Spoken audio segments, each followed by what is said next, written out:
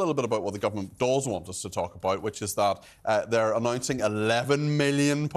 Wow, huge amount of money for the government. That in water company fines and penalties are going to be reinvested into a water restoration fund. I mean, forgive me if my heart does not go aflutter at this amazing government policy. It's not very much money, is it? It's really not. And if you think about it on the scale of the amount that these water companies are making, I mean, these fines are really not going to really touch the sides. Basically a bonus to one of the chief executives. Well, exactly. So 11, that is just such a small figure across all of the many water companies who are in trouble at the moment. I mean, so many of them have been accused of discharging sewage when they're not meant to, and the profits that the bosses are making are huge. They're eye-watering, and that's something that we've seen in the news for a very long time now. So that is just not very much money, and it's not probably going to make a whole lot of difference in the future. And Norman, this £11 million could be used to improve biodiversity and community access to blue and green spaces. But don't people just simply want to have water that doesn't have sewage in it?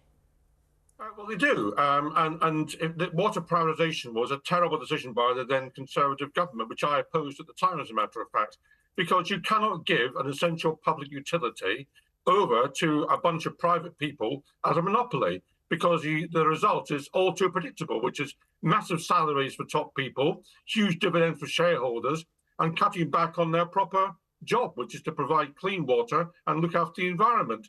So what needs to happen now, in my view, is that the water companies need to be renationalised.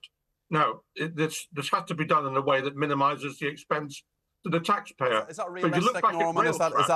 I mean, do you think an incoming Labour government is actually going to do that?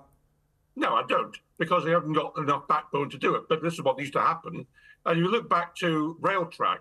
Railtrack was a basket case in the rail industry after rail privatisation, who were similarly trying to exploit that position for their own benefit. And the Labour government then, under, I think it was Stephen Byers, in about 2001, found a way of bringing Railtrack back into public ownership without really costing the taxpayer very much. So there's a model there to follow, which should be looked at for the water companies.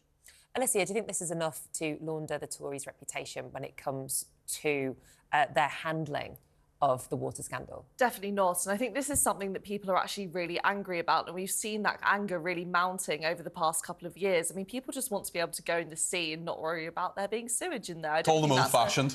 Yeah, it's really crazy ask, that one. I mean, that just should be how things are. And I think people are really, really angry at the way this has been handled. And I think that you can very clearly see, even from this headline, that £11 million worth of fines from all of the water companies that's going to be reinvested back into cleaning the water is not really going to touch the sides of the scale of this problem.